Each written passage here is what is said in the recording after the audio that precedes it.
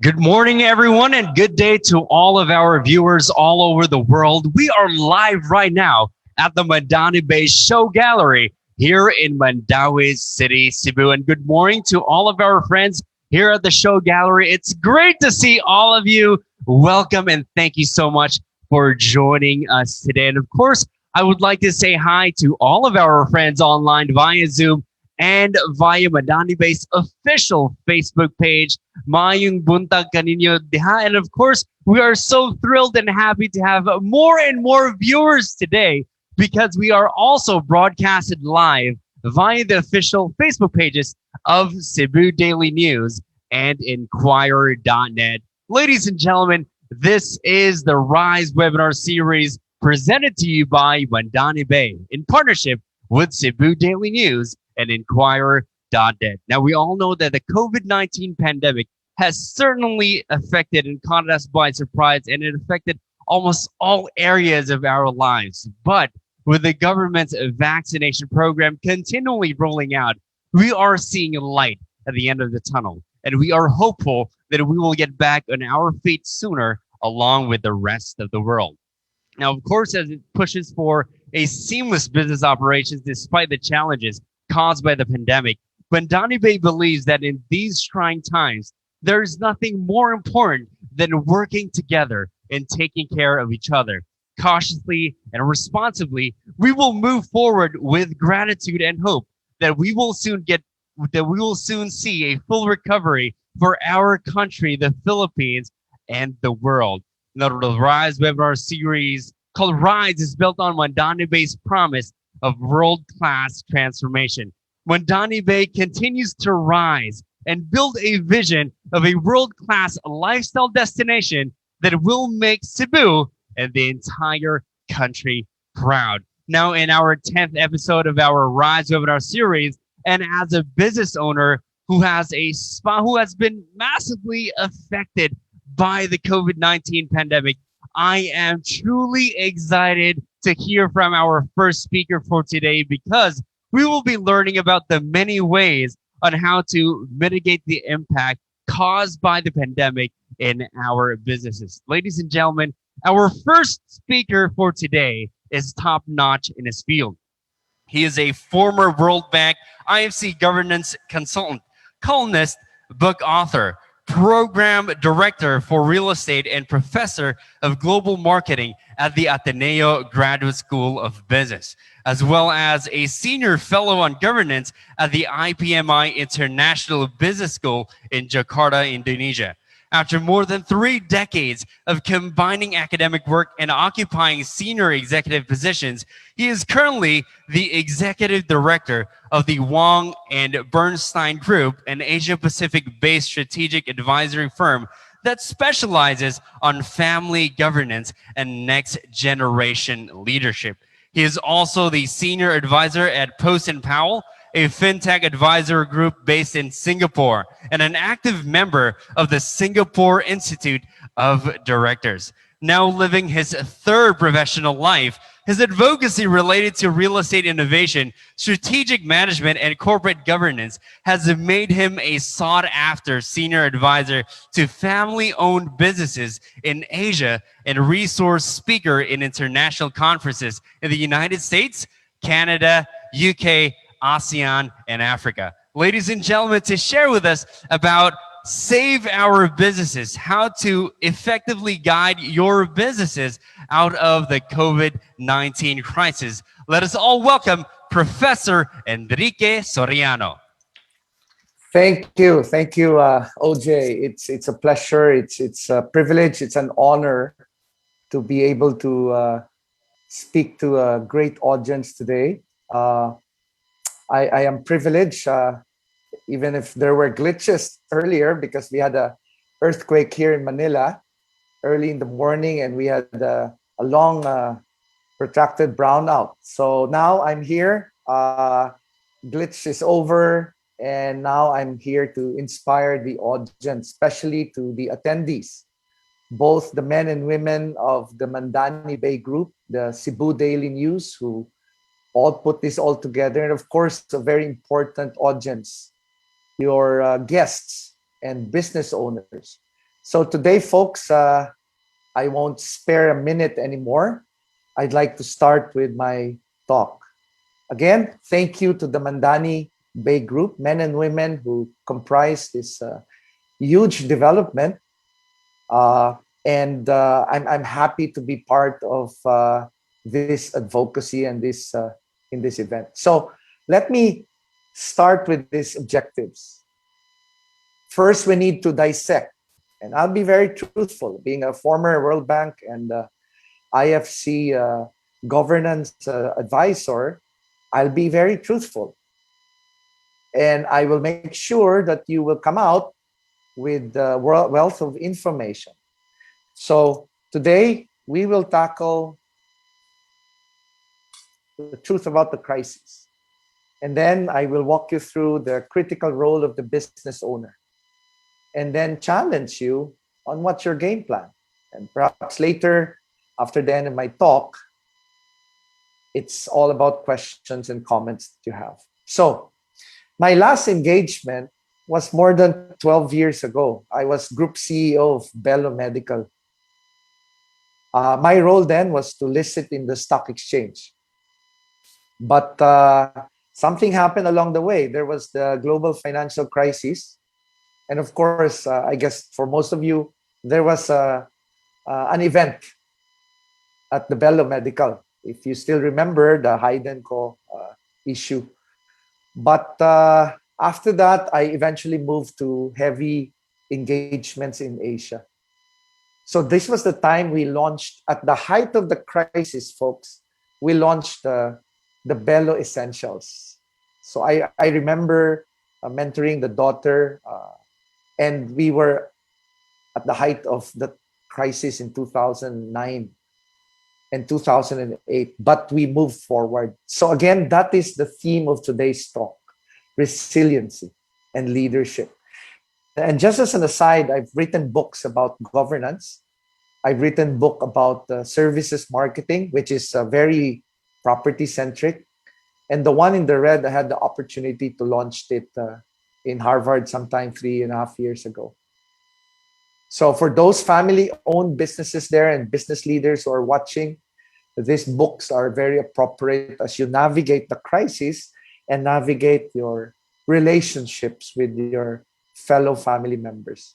So let me go straight to the highlight of today's talk.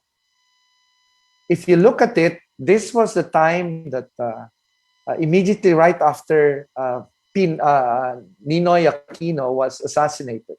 And during the Marcos period, the debt to GDP ratio was at an all-time high at a rate of 77.5%, which means for every 1 peso that's collected out of our taxes, close to 80% are being paid to service their debt. In short, friends, only if it's 1 peso, only 20 centavos ay ginagamit to really help fuel the economy, which was clearly a difficult undertaking. That's why we had that 1986 People Power Revolution. It was a combination of political and economic storm that plagued the Marcos administration. So talagang nakita mo, bumaba, no?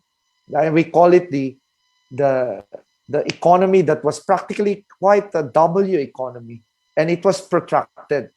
Then in 86, Cory Aquino assumed power. So tumaas siya. A resurgence of I guess the euphoric feeling that there was a new leader. But coup d'etat after coup d'etat, the administration was still resilient. Then in 1990, the impact of that coup d'etat affected. But that is nothing. The worst thing that happened immediately after the Marcos debacle was the Asian financial crisis. I remember that was in 98. My friends and colleagues in Thailand, in Singapore, some of them jumped out of the railways, committing suicide because the extent of the regional contagion was just too much to bear for business owners. It was one of the toughest and darkest days in the Philippines because it was contained in the regional area covering 10 countries then. So ngayon, it's ASEAN. Then there was the 9/11, which was in North America, right? The Osama bin Laden, the Twin Tower in September 11, 2011. So then we had the SARS scare, but fortunately, it was contained. After a few infections, the Philippines was able to get out of that potential virus spread. And then the global financial crisis. This was in 2000. As I mentioned, 2008, 2009, it was hitting its peak, and the traction was impacting the global markets. But if you notice, the drop was not as significant as the Asian financial crisis nor the Marcos debacle. Why? Because OFW saved the day for us. We had all-time highs then. The foreign remittances was able to create a wonderful and positive and favorable impact to our economy. And then the COVID-19 hit. So we were sustaining this from GMA to President Noy and suddenly Duterte, who was on its momentum, and suddenly COVID-19 hit. And the worst, darkest in record time, no, was in the last quarter of 2020, where the GDP dropped by a negative 16.5. Then recession hit us. Quarter after quarter, it just couldn't stop. So if you look at it, that's why I'm staying here for a minute longer, because the COVID-19 can be considered as, in modern times, in the Philippine economy, as a big hit. So first quarter of 2021, we recovered, and Metro Manila was slapped again with some restrictions. Every day that we are slapped with a restrictive movement, we lose 15 billion pesos a day. If the entire Philippines will be slapped with that restriction, we lose pretty much around 25 billion pesos a day. So Metro Manila was restricted. And then it dropped again. And then now, fairly, despite our recent modified GZQ, we're back again. Hopefully, it will be sustainable because we're still being ravaged by this Delta variant, and our neighbors are being hit hard. So, just a briefer. When the crisis hit, the reddish colors on the left, the sources Decode Economic Consulting, took its toll on the different industries, notably aviation and maritime, and tourism and leisure. Now, I sit as independent director of Resorts World, and we have close to 4,000 plus rooms, all different kinds of hotels. And we were hit badly, but we have managed to inch back. But just to be very truthful, the reddish part have been hit. And construction and real estate was not spared. Just like automotive, just like tourism. The potential winners under Decode Consulting was the green. And you can feel that now in Cebu, right? So, are we out of the crisis? If this is how deep the crisis is, are we really out of the crisis? Is the worst behind us? That's all the question that business owners are asking now, right? No doubt, the Philippines has weathered the storm after experiencing its deepest economic recession in 38 years. Some of you may not have been born yet, but this is how it is. This is the true picture, folks, that we have weathered the storm, but we cannot rest on our laurels yet. So, as the world begins its slow pivot to recovery, it is clear that the lockdown has had a profound impact on how businesses will operate. And this is the world where we live in now, right? Where when you travel, I was based in Singapore for a time, I'm back. I'm here in the Philippines before COVID, only 10 days in a month. And I would travel 150 times in a year. Then suddenly COVID took it out. And when I do travel, this is how the picture is. And soon we might have immunity passports. So, folks, this is the next normal.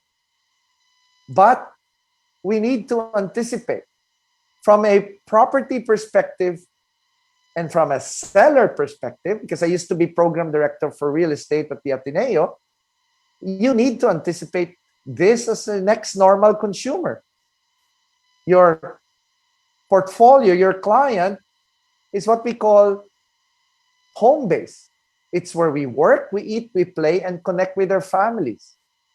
And for many of us, like me, the office is now in the living room or in the den or anywhere. So that is work for us. In a Price Waterhouse study, a lot of employers are saying 83% of them said it's going to continue. So I'd like to introduce you to a friend of mine, a mentee, a client, a second generation family member.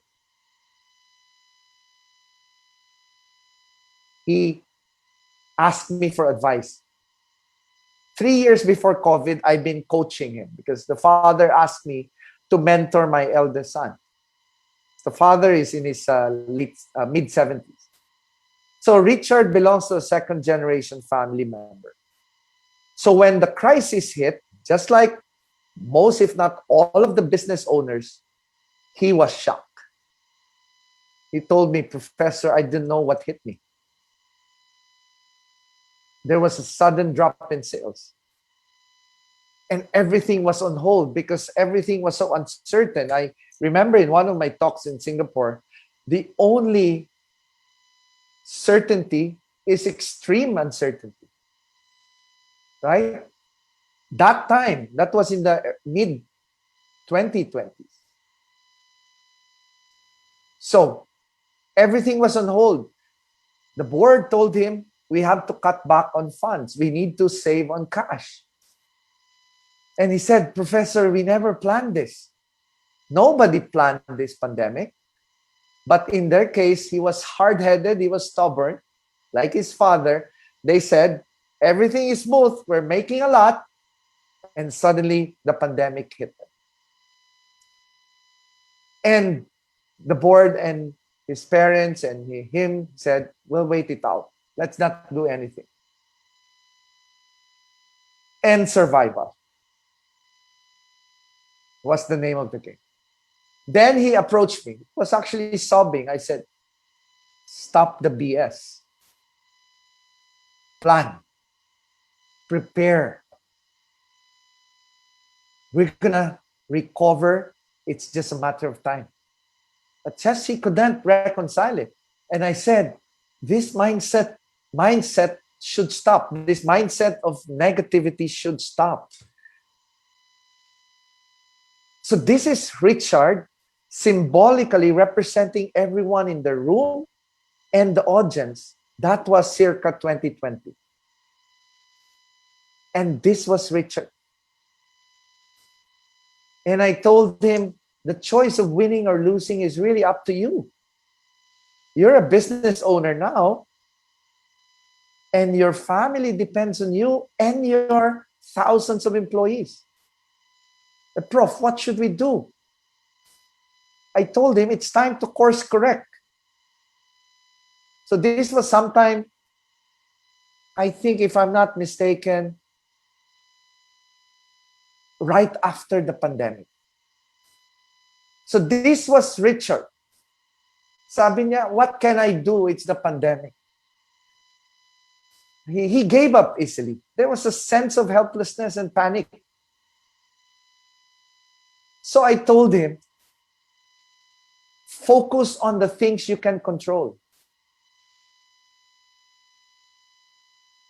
Don't dwell on the things you cannot control. Right? It's common sense. Do not occupy things that you cannot control in your mind rent-free. Focus on the things you can control. Eliminate your waste, decrease your costs, increase your product and inventory throughput, grow customer service, and resuscitate, right? Your business. And that's what I call, friends, as a strategic plan. It can be any plan. So one day, we see the build-up of the China-US trade war. I told him, because he's Filipino-Chinese, Richard, connect with your contacts overseas. There is an opportunity here. This US-China trade war might be something. Study. Check your friends in Shenzhen. How are they feeling the US-China trade war? Called some friends, told me, Prof, mukhang hinaharangan na sa Amerika. Mga produkto galing China. And I told him, why don't you look at PPEs? Right? Because there was medical chaos then. And I remember my boss, I was a strategic advisor of JG Summit more than a decade ago. I still remember what he said. We can't depend on what we have now. And he was in his late 80s. And he's Cebuano. So I told Richard, look beyond the pandemic. Stop being depressed. Because there were many of my clients that were depressed, 70% of them. They didn't know what hit them. So one time I sent him this picture. Perspective lang. From sexy lingerie to masks. Then, something happened. Prof, baka meron tayong makukuha ang mask. Kasi hinaharangan nga ng Amerikano ang Chinese mask. So they need a place where they can detour their masks and perhaps bring it to the US, not necessarily coming straight from China. O sabi ko, let's plan this. This was April 2020. So, ito na po. Ito na. June, kasi we had to bring in the equipment. We had to put up a factory here in Manila. These were the designs that they started to develop. Yung designer pa nga nito, dati kong empleyado sa Belo, na freelance na. July, August, September, then we went to an FDA for approval, and December of 2020, these products ended up in the shelves of Mercury, Robinsons, and practically almost all of the boutiques and drugstores and supermarkets. And these are the people that are part of the whole thing. So, you can now see this even in SNR. There in Cebu, QualiSafe. We came up with varying brands. So, my friends, see, in any adversity, there is an opportunity. And number two, Richard also felt this way. We relied, Prof, on people traffic. We don't know what to do anymore. I said that's another BS. You have a traditional mindset. That mindset of what? Why fix it when it's not broken? Sabi ko, mali yan. Because for me, every so often you get recessions.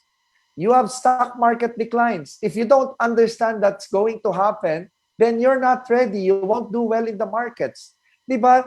The world is what? It's a round thing. Sometimes you're in the penthouse, sometimes you're in the basement. So you need to be prepared. Hindi pwede nasa penthouse ka lang lagi. That's why, sabi nga ni paring Albert Einstein, if you keep on doing the same thing over and over again and expecting different results, that is insanity. Kaya if you keep on doing the same thing in this pandemic and expecting different results, that is insanity, folks. Hindi po ako nagsabi niyan. Si paring Albert nagsabi niyan. So whether you're a seller, a developer, or a business owner, time to think, right? Sabi pa ni Richard, nung nag-uusap pa kami bago pa to lumabas yung mga mask niya, we relied on the traditional way, Prof. We did not do much last year. Kasi complacent, walang differentiation, walang initiatives, walang plano. So, ang challenge ko sa inyo, Mandani and business owners, is this how your customers see you? Pag medyo malabo, course correct, tweak it a bit. That's how you should do it. Right? I know for a fact, the Mandani Bay is a great concept because they have the boardwalk.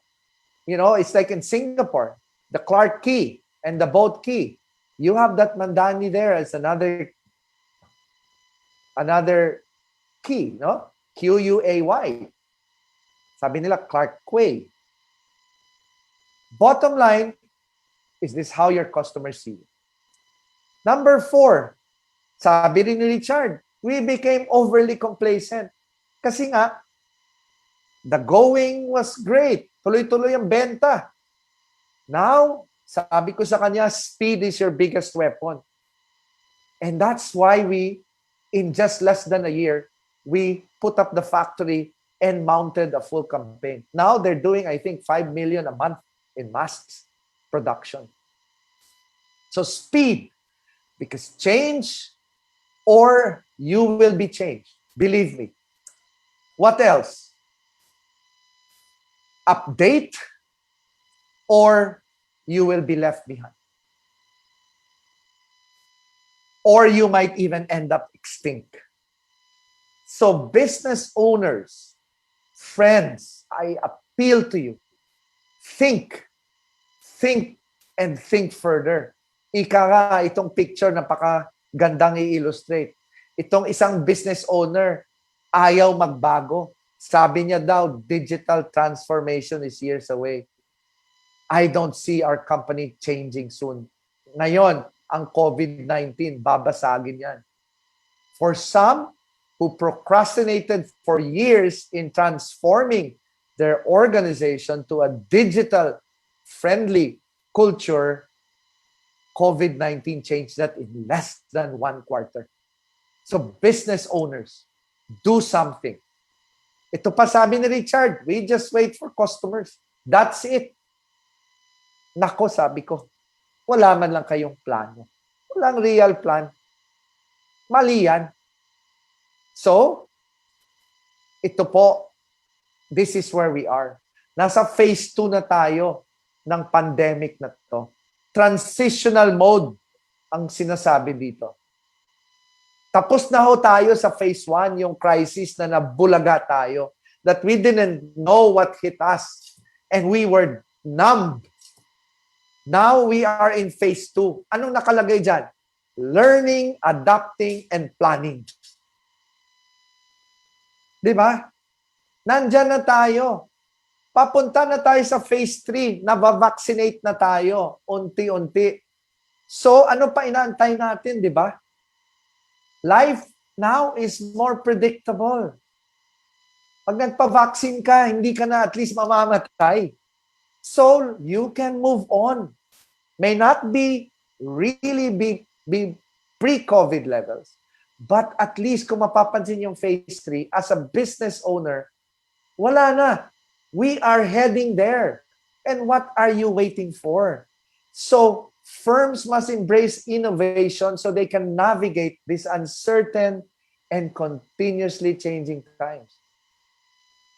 So, this is my recommendation to you. This is what you need to do. Prepare a plan. Focus on all of this. This is business model innovation. This is a canvas.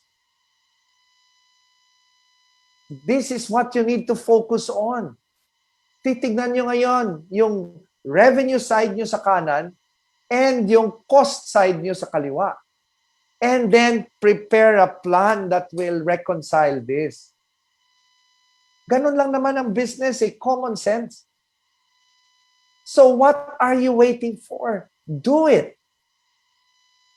Do it. Life has no rewinds. Whatever we discuss today, it's already done and over with. So plan.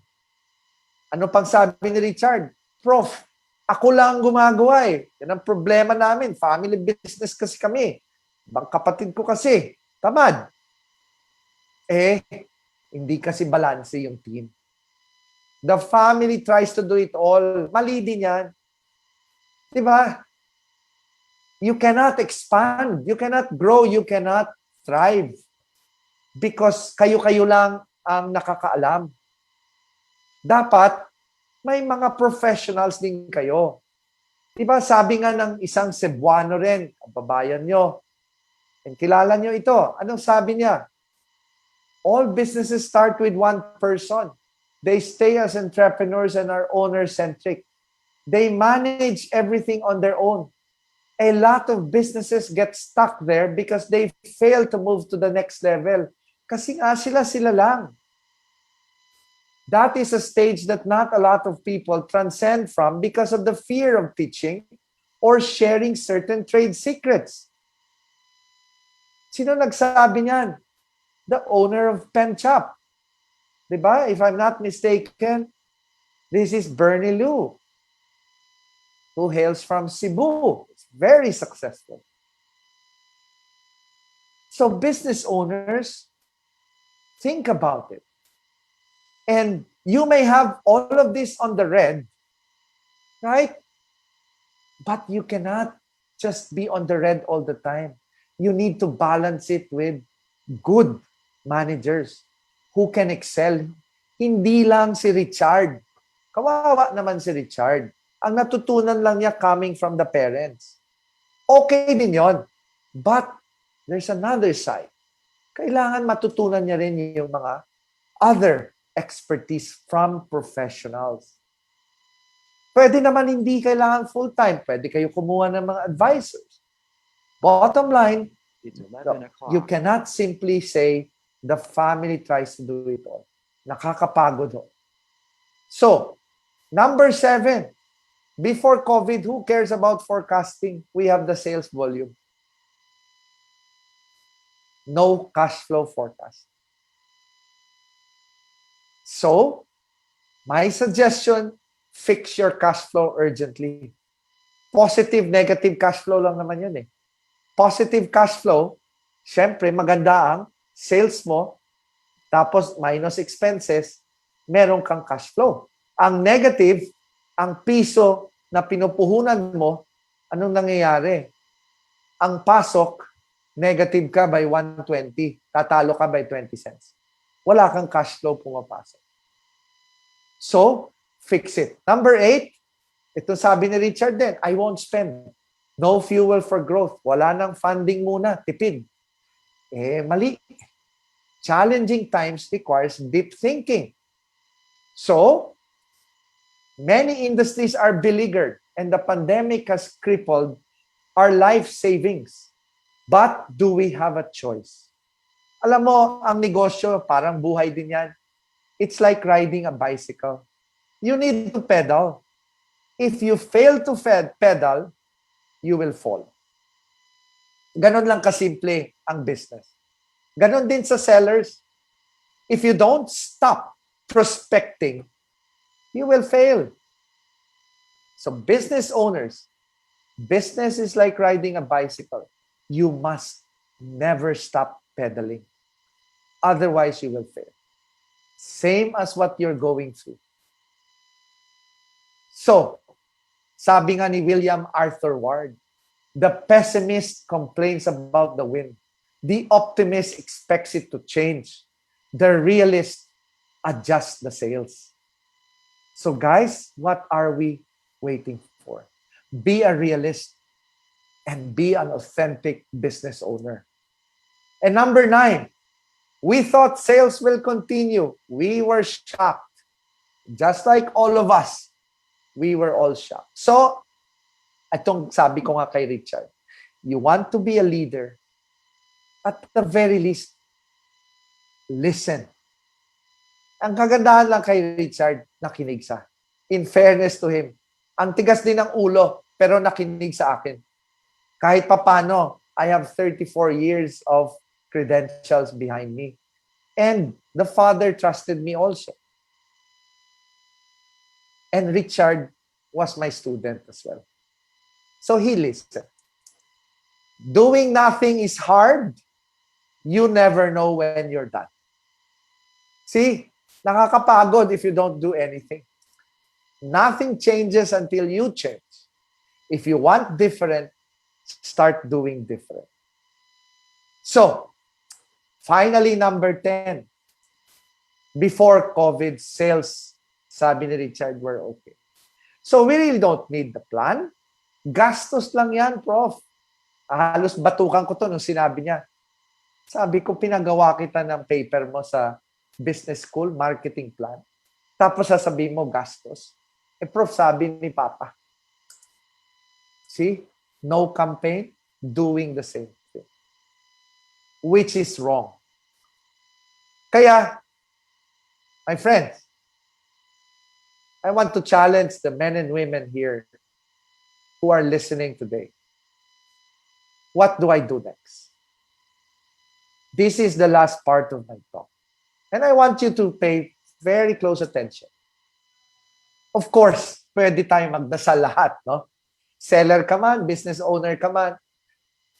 But, sabi nga, di ba, God helps those who helps themselves. Baka kulang din. Sabi nga hope is not a strategy. Action is. Of course, prayers move mountains. Pero kailangan, action din. Lumabas ka. Do something. So, the key, folks, is this one. The business plan. Prepare a business plan. Mamaya, after my talk, I will give you a web address para ma-access nyo itong business plan na template na libre. Para at least meron kayong kodigo. Next, ito yung sabi ko kanina. In the business plan, ipasok mo lahat yan. It doesn't have to be 50 pages, folks. 1, 2 pages, okay na. Basta, gumawa ka ng plan. Diba? Sabi nga nila, failing to plan is planning your failure. So, next, some leaders showed strong leadership actions. Some failed. It's time to have a solid plan. Okay? It is time to have a solid plan. Then, in times of crisis, sabi ni Braden Douglas, leaders need to focus on the 4 C's. First, kalmado ka. Second, very clear ka sa mandate mo sa mga tao mo. Third, communication. I-cascade mo ang kalagayan. Be honest. And fourth, consistent ka. Yun ang mahalaga. Next, boss, mga ma'am, 2021 na po. My challenge to everyone in this room and those in the Facebook page. Uulitin ko, the worst is behind us. Wala nang excuses dito. Recovery is gaining traction and a certain kind of energy is now being felt after more than a year of listlessness. Economic activities are back and we can expect that in early 2022, the pendulum will swing to positive territory. What are you waiting for? Right? There is now a huge, not window, but a door of opportunities, especially in the property segment. I will tell you, and this is not coming from me, sa akin na ito, and compilation of reputable studies. There are bright spots amid the challenging landscape. Una sa lahat, ito, lalo na sa Cebu, our economy is resilient. Real estate is localized. Ano ibig sabihin? Kahit na may problema, example lang sa Manila, Cebu is resilient because it is localized. Bakit? Because it is dominated by a handful of developers. Ganon din sa Manila. Kung may problema sa Davao, Manila will continue to thrive. So just the same, Cebu is literally an island of resiliency. Real estate there is localized. You don't care what's happening in Manila. It will thrive. And price points are developer-driven. So, anong kulang? Or anong pwede nyo i-leverage? Brand equity nyo and the powerful concept. They are key differentiators to win the game. This is critical. I remember, maybe I need to disclose this. Many years ago, I was partly a consultant of a joint venture here in Manila with Hong Kong Land. With a group, I think, Jardin before.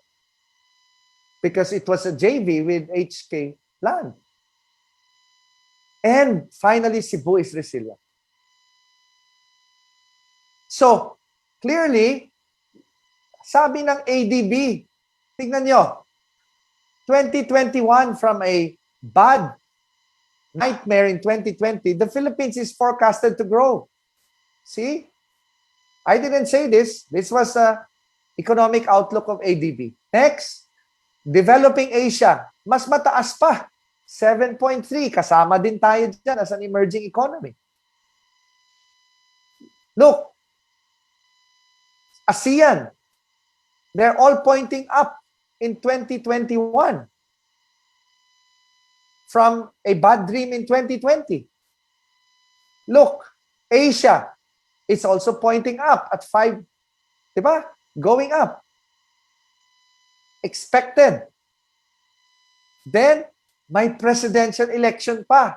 I guess alam na ninyo that during presidential elections, politicians will throw sacks of money to the common tao and the economy will be energized with money to spare. And this is factual, sabi nga ng Bloomberg and Philippine Statistics Authority. Look at the blue. Those are the periods where election happens. See?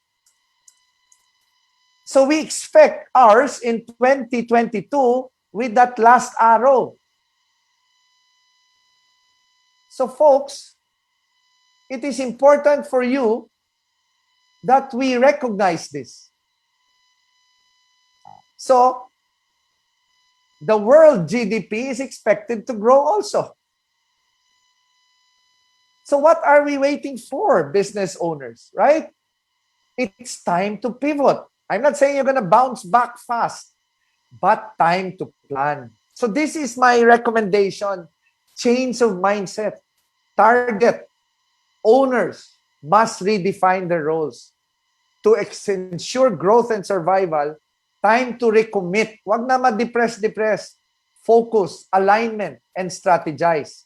Second, fix your cash flow. The soul of any business is finance and control. Then, manage. Sabi ko kay Richard ito manage. 4 lang na M. Maintain. Manage again. And manage your health. Sabi ko kay Richard, manage your cash, maintain your workforce, customers, and your health. Those are the 4 M's that you need to work on. And while doing that, plan. So you will become relevant. So it took me a month to really convince Richard that all is not lost. That was March, April of 2020. Distribution is queen, sales and marketing is king. Very important. Then, target new revenues. Reimagine. Be flexible. That is key. And firms should now rethink their current business models and initiate capacity building to anticipate changing external events. You know, targets, metrics. Bottom line is this: focus on your product, enhance it, focus on your process, further make it efficient, and more importantly, focus on your people.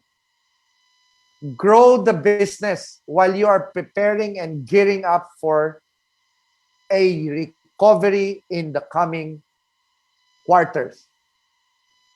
So I want to close it with this, reiterating again the need to know where you're at with your cash flow. Third, fix cash flow and prepare a plan. Okay? Very important. Ulit-ulitin ko to because this is extremely important. Target digital. Reboot online touchpoints. And then, ask yourself, sino ba nag-initiate ng digital transformation? Ikaw ba ang chief technology mo or si Mr. COVID? Siyempre, letter C ang nag-initiate. Next, target your network. Beyond products, customer service is king. And then, finally, just do it. Just do it. Wag na mag-procrastinate. Procrastinating is the thief of time. And before I close this, dito kayo maghanda. Look at this slide by McKinsey and Company. Look at the pent-up demand. Yan po ang expectation nyo when the markets recover. Ngayon, nasa reopening pa lang tayo. But look at the pent-up demand. Aakyat po yan. And I hope you will be there when the markets will start buying and investing, especially in real estate. So, time to be a team. We is bigger than I. And start the change now. That is the message. And to follow a Chinese proverb, in peace, prepare for war. In war, prepare for peace. That is my advice to all of you. The key is to make the plan simple, and firms should reboot and reimagine and preserve their agility and nimbleness for the long trip ahead. So, lead the charge. That's what I told Richard. And while we are in maturity stage, time to refocus on a rebirth. That's how we need to navigate this crisis. And the last few slides, just to make this very important. The advantage you have yesterday will be replaced by the trends of tomorrow. You don't have to do anything wrong. But if your competitors do it right, you will lose out and fail. Sino nagsabi nito? Payo ito. Sinabi ko to kay Richard, dito siya natauhan eh. Sabi ko, Richard, itong gagawin mo. The 8 P's.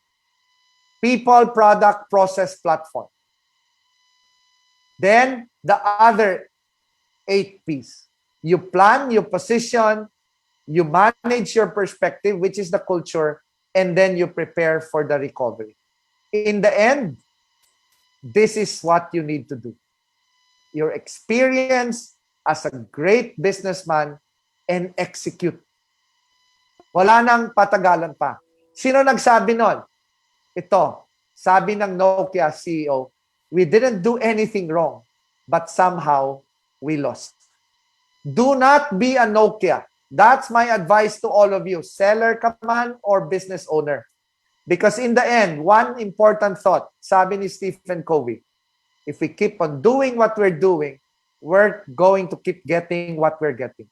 One definition, sabi ni Einstein, of insanity is to keep doing the same thing and expecting different results. That, my friends, is a message.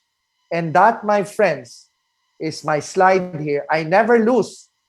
I either win or learn. So today, you learn. And tomorrow, you win. Just do it. Because it's all about this. And in times of crisis, you lead. That's what Keith Dindy said. So, final, have a plan. It's called doing things right. Because success is the temporary suspension of failure. If you want to be this, you need to be that red. Sabi na John Travolta. So, thank you. That ends my talk. And if you want to access the business plan, please check my website, wbadvisory.com. That is that business plan. And thank you to Mandani Bay. Thank you so much. OJ, back to you.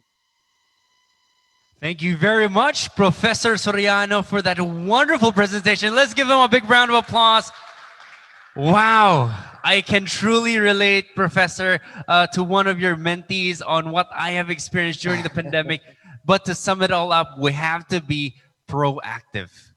It's out of our control on what happens to us, but it is in our control on how we shall react to everything that's happening around us. And wow, that was a lot. I hope a lot of you learned as much as I did. And the great thing about technology is that we can watch this presentation over and over and over again. And I have to admit, I'm gonna put this on replay. I'm gonna add this to my playlist. Once again, thank you very much, Professor Soriano, and to our online viewers. If you have questions, please type them in our Q&A panel in Zoom. And if you're watching via Facebook, feel free to comment your questions or send us a private message. Now, to start the ball rolling, Prof, we have a few questions for you here today. First up, what is your general advice for those who are into the real estate business, maybe in condo rentals or build and sell? Advice to those who are in the business of development or in the business of selling? So Both. in both. So in the business of development, I mentioned earlier, the biggest differentiator for those successful developers is all about the DNA, their brand equity. That's the first thing you need to explore. In my engagements, I was a country CEO of a property company that reported to Singapore 20 plus years ago. And we were obsessed with a lot of things. And two of those obsessions focus on, as a developer, you need to have that brand DNA. And number two, you need to have a compelling differentiation. That's very important. How powerful is your differentiator? Ang tawag natin sa textbook, OJ, when we were in college was what we call value proposition. In a nutshell, it's called what is your story? Diba? Ano kwento mo? What makes you different from the rest? Kasi remember, real estate is a commodity already. It's just the four walls in a condominium.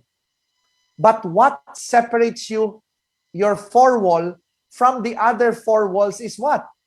Many things. Like in your case, you have a great view. You have the view of the sea. You have the, so that has to be leveraged. Now, kung ang seller, i-connect ko ngayon sa seller, kung hindi niya maikwento yan, then he's not a good seller. Kasi nga, the value proposition, for instance, of your project is embedded in your DNA. Pag hindi pa yan na-capitalize, hindi pa na-leverage yan, may problema kayo sa seller. Kasi nga, the developer is giving you a world-class product. I know for one, because HT Land is known for its world-class development. It had joint ventures with the big boys here also the past 25 years. So, two things, your brand DNA and your compelling differentiator. For the sellers, ganon din. Brand DNA mo is what? Credibility mo. Na hindi ka lang dyan for the fast buck. Kailangan ipaliwanag mo rin yung value mo as a seller, customer service, and that you are really in love with the product you're selling kasi lalabas at lalabas if you're faking it, di ba? Yon ang sagot ko. I totally agree. So it has to be what sets you apart from the other competition, and how do you add value to your Absolutely. clients? Yes. Because how about in the in an investor's perspective? You know, back in the day before the pandemic, let's say Airbnb condo rentals were at the top of its game. Right now, maybe it has been massively affected. As an investor, how, if you are looking to open a business or have a business through condo rentals or real estate rentals, what is your advice for our investors or aspiring investors? Well, from a purely investment perspective, I might as well choose the best product. Since I am an investor and I have a passion to invest in real estate, why choose an inferior product when you can choose a superior product? So what you need to do is to simply put a certain, what I call wish list as an investor. Ito ang gusto ko. Ito ba ay nasa-satisfy ng developer? So I will choose among, let's say, developers ABC. And pipili ngayon. You just have to check, does this developer satisfy my requirement as an investor? Diba? Kasi I think I have to say it, yours is a cluster of vertical projects. So it's like a community. And I mentioned here that if you're a community, you're more secured, right? That if you're a community with a great view, maybe that's part of the checklist of the developer or the investor. So ang gagawin ninyo is, if you're a seller, you now compare apples to apples, oranges to oranges. Pag sinabi ng isang let's say investor, mas mura yung isa kaysa sa inyo. You need to justify it. Diba? Why are you priced this high? Or why are you priced a premium? It all boils down to this. You just don't say, ay, hindi ko na alam sagutin na, if you're a seller. So you need to rationalize. There must be a reason why your product is superior in quality, in price, in a lot of other things compared to developers that may be probably cheaper. So that's really key. As an investor, kailangan may checklist. Every developer naman will say they have great concepts and great locations. Lahat ng developer. How do you break that barrier? Mag-iisip kayo ngayon. Magpaplano kayo ngayon, including satisfying the investor's appetite based on his wish list. Doon mananalo kayo. No? And investors will also win the game.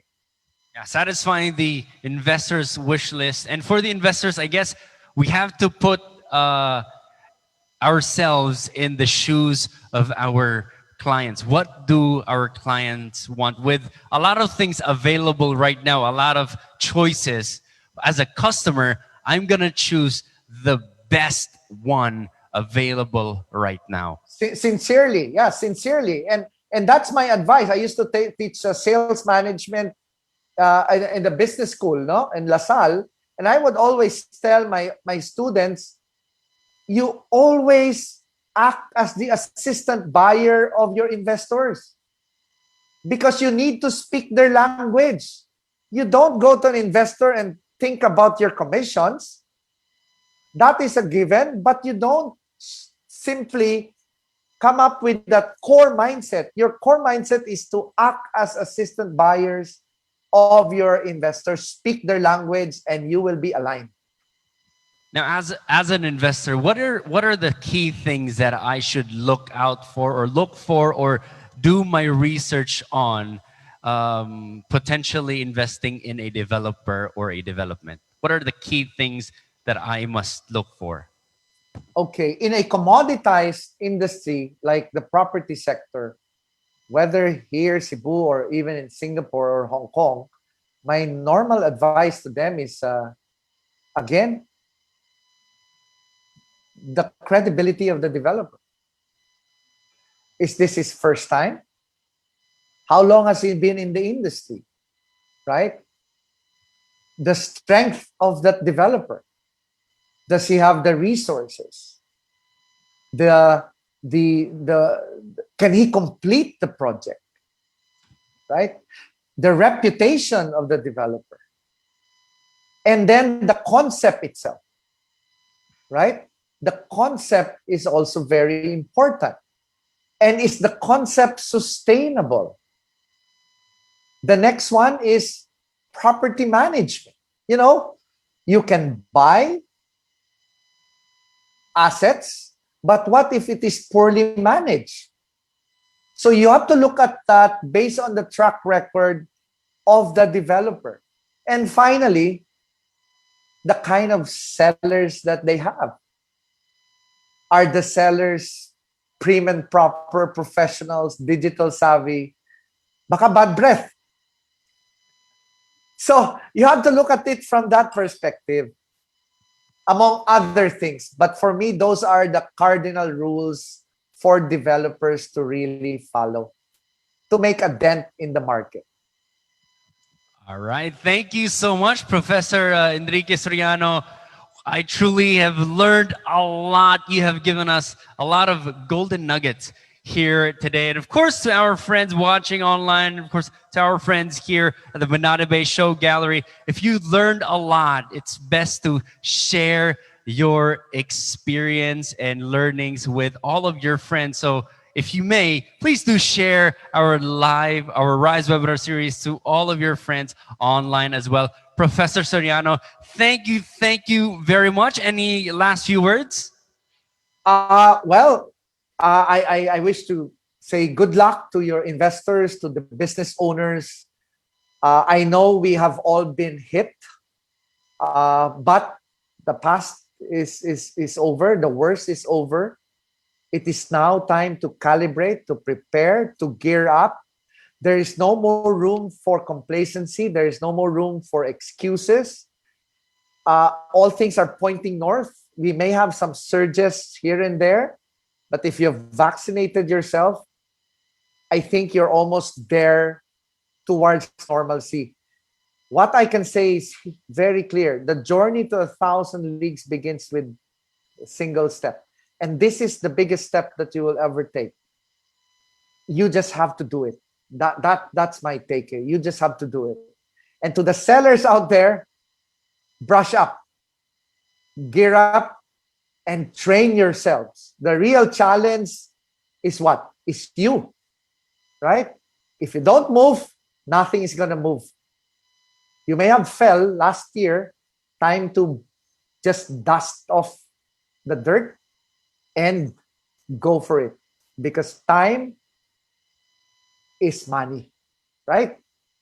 That probably ends my advice to everyone. So thank you so much, OJ. Thank you to the men and women that comprise Mandani, and of course, thank you to Cebu Daily News for creating this great advocacy today. Good morning to everyone. Thank you. Good morning, Professor Soriano. Thank you very much. Let us rise. Let's continue to move forward, and let's win. Thank you very much once again, Professor Enrique Soriano, and have a great day. Ladies and gentlemen, the Rise webinar series is presented to you by Mandani Bay. Mandani Bay is a world-class 20-hectare waterfront township development strategically located along the Mactan Channel in Mandaue City, Cebu. Mandani Bay's newest residential tower, Mandani Bay Key Tower 3, offers fully furnished studio and one-bedroom units that still allow for personalization and provide buyers with more room for flexibility. To learn more about Mandani Bay, let's all watch this. This is Mandani Bay Key, the first mixed-use enclave in Mandani Bay. Asia's next waterfront destination. Located along F. East Willig Avenue in Mandaue City, Mandani Bay Key gives homeowners maximum access to and from the city. The enclave has 3 residential buildings, 1 office tower, and at the center, the active zone. Its exclusive amenity deck filled with outdoor spaces and features that help tenants keep an active, healthy lifestyle. Mandani Bay Key completes its 4-tower cluster with a new residential building, Mandani Bay Key Tower 3. This tower, which offers a beautiful view of the sunset, has 36 floors. The ground level holds the residential lobby and is host to retail. Ground level parking is for retail customers and visitors, and the basement and second levels are for residents. 27 levels are dedicated to the residential units. These residences are classified into standard, garden, and penthouse. The penthouse units are the biggest units and offer the most expansive views. The garden units each have an outdoor space that can be used to create a garden or alfresco dining area. The standard units, studio, studio plus, and 1-bedroom residences are fully furnished. This is a first in Mandani Bay. The living, dining, bedroom, kitchen, and toilet and bath areas of these units are designed by P. Tang Studio Limited, award-winning Hong Kong-based interior planner known for developing luxury living and commercial spaces in Asia.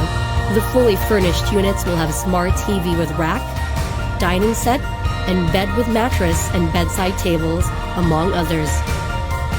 With a designer, life-ready home at Mandani Bay Key Tower 3, a resident simply has to move in when their unit is ready. For those who want more freedom to customize their space, 2-bedroom and bigger units are handed over semi-furnished. The fully furnished homes at Mandani Bay Key Tower 3 are not the only first in the new property. Developer HT Land enriches life in the community through a dedicated app that activates advanced accessibility features. With just one tap, a resident can book amenities, settle property fees, manage visitor access, and control their main door's Bluetooth lock set. These advancements at home deepen the way a resident experiences the benefits of living in Mandani Bay's expansive master planned community. Never has condo living in Cebu been this exclusive, secure, and elegant. Embrace seamless, elevated urban living in a world-class lifestyle destination through Mandani Bay Key Tower 3.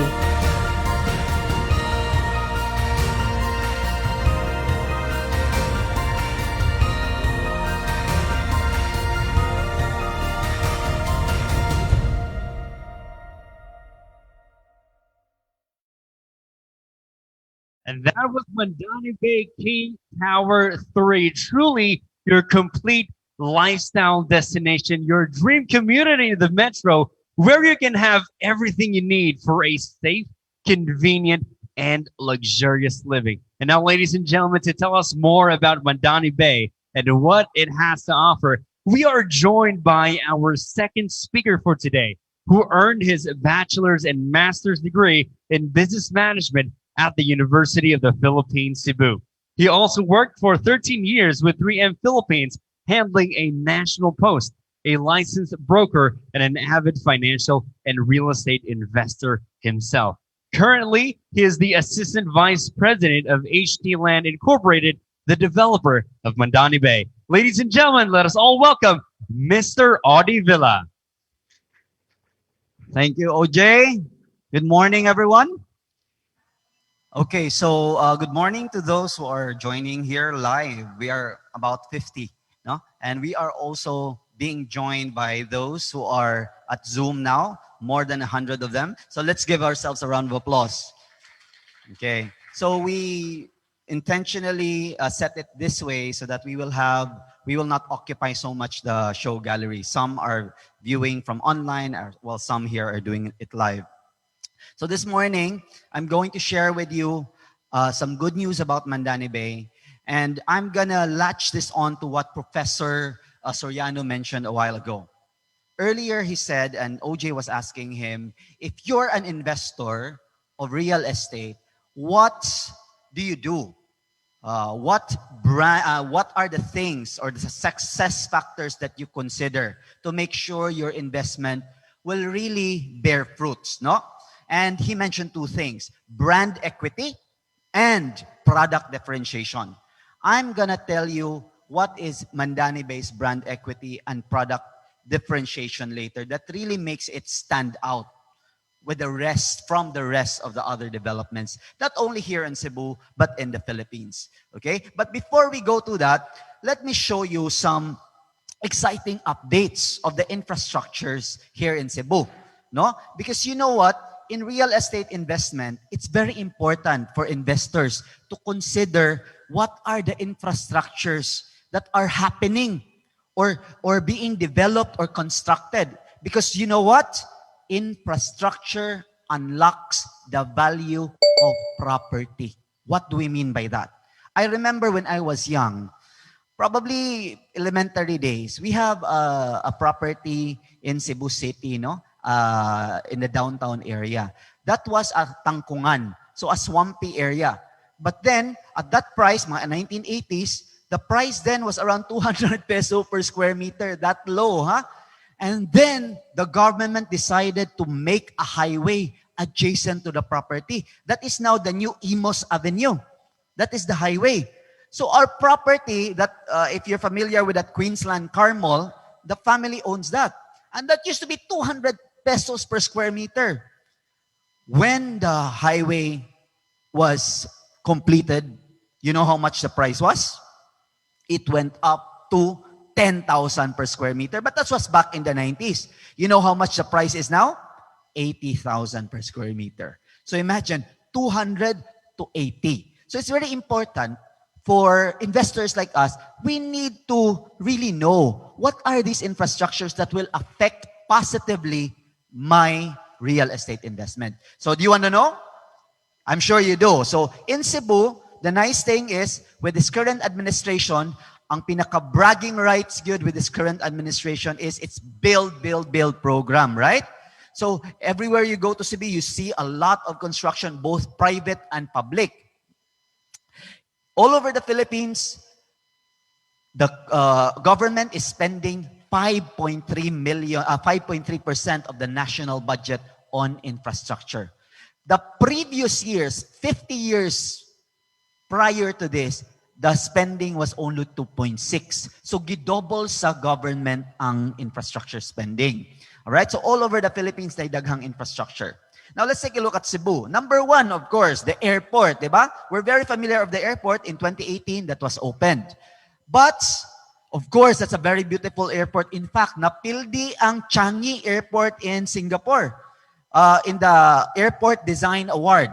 This won over Changi, huh? So it's very, very nice. But what you don't know is that is not the end to that. There's more to the airport. Okay? In 2019, right before the pandemic, imagine, look at the figures below. The passengers already reached 12.6 million passengers a year. Coming from in the 90s, naaragis 2 million. So grabe kaayo ang influx sa Cebu. Diba? And it's been growing. No? 14, 13, 11% a year. So that's the reason why they expanded the airport. Because the previous airport, 4 million raang, only 4 million could be accommodated. With the expansion of the airport, it's now 12 million. So look at that. It's 12 million. And they're even forecasting up to 2030, this will bloat up to 30 million. So imagine that. Na pandemic lang ta, so there's a slight halt. But once we recover back again, and once tourists come here again, you have to prepare. This is what Professor Soriano is talking about. Prepare in times of war. Prepare for peace. Prepare for that pent-up demand. Because later on, kung mabalik na ang tourism and you don't have spaces, you don't have a condo that you will rent out, you will miss the opportunity. All right? So what am I talking about? Phase 1 is, of course, the airport expansion. This is not working. Can you click my presentation? Next slide, please. Okay, the next phase, that is phase 1, no? The next phase of the airport is a second runway. So there will be a second runway. Now that second runway will make sure that more planes will be able to land and depart from the airport, okay? And that's phase 2. The phase 3 pag yun is a third terminal. Imagine we now have 2 terminals, right? There will be a third terminal, and that third terminal will complete the whole story of the airport because it envisions to be the first and only resort airport in the world. Okay? So imagine that airport with all the shopping, hotels, amenities. It's going to be a very unique airport. So if that's going to be translated, 30 million passengers, 30 million tourists coming to Cebu a year. If you have a property which you could rent or even sell, you will grab that opportunity. All right? Another project, Metro Cebu Expressway. I'm sure a lot of you knows this already. Know what is that? That is almost a 74-kilometer highway, which will traverse through the south going to the north. Almost parallel to our national highway. You know our national highway, di ba? Kanang green. Kanang red, mauna ang Metro Cebu Expressway. So it's an alternative route. Nga naman, because of the traffic we're experiencing in Cebu, dapat na nagyoy substitute or alternative route. So with that, if you drive from north to south, instead of driving Naga to Danao in 3 to 4 hours now, with that highway, it will be cut to less than 1.5 hours. Ing anak kapaspas. So malesen ang traffic within Cebu. All right? So I'm going to show you some pictures. So ongoing na siya. The third phase is almost completed already. You could go to YouTube. There are a lot of videos about that. And look at that. All right? This is in the Naga-Uling Road. It's gonna go continuously up to Danao. So kung ganahan mong every weekend, di ba, you go to the north or south to enjoy our beaches, no? Di rin na ta mangagi, paspas na ang driving. Di na ta maabdan o pila ka hours. Right? Another project. Are you familiar with this? Of course, I know you are because look at that. Hapit na kaayo. No? The Cebu Cordova Link Expressway or the SILEX is almost done. It's 80+% completed. So I think by the end of the year or early next year, pwede na ta moagi sa bridge, the third bridge, which will connect SRP to Cordova. Ang nakanindot sa daning nga bridge, for property owners like us or investors, it will also minimize the traffic in the city. Kaya ang mga taga-south, instead of them going to Cebu City, Mandaue City, to go to the airport, anhin na lang sila. So mas magamay ang mga vehicles which will be driving around Mandaue and Cebu. All right? So it will ease a lot of traffic. Another infrastructure project, very exciting. No? This used to be called the BRT or Bus Rapid Transit. It's now renamed to the Integrated Transport System. So nakakita na mo ani, I've seen a lot of roads being widened now because that's gonna pave way for the buses. Okay? The BRT, no, they're gonna have 6 lanes and 2 lanes will be dedicated for the buses.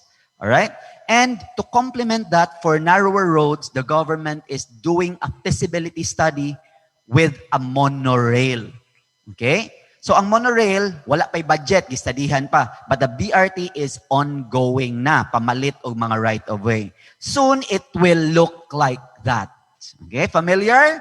If you go to Singapore, Hong Kong, Sydney, anywhere in the world, if they have buses system, buses will have their own lanes. Okay? And they're saying, no, ang last report sa Sunstar and CDN, December daw. So good na ang first few buses, no? December. Okay, so we'll see. I think probably December or maybe first quarter next year. All right? So exciting for Cebu. The nice thing about these buses, these are the buses which arrive and depart on time. Unlike sa mga buses karon, siyam-siyam na lang, late kay tanan, these are the buses nga moingon sila if they say 8:04 maabot, it really arrives at 8:04. Nga naman, because they have their dedicated lanes. All right? And the most exciting of them all, even before the third bridge is done, wala pa nahuman ang third bridge, right? Wala pa nahuman.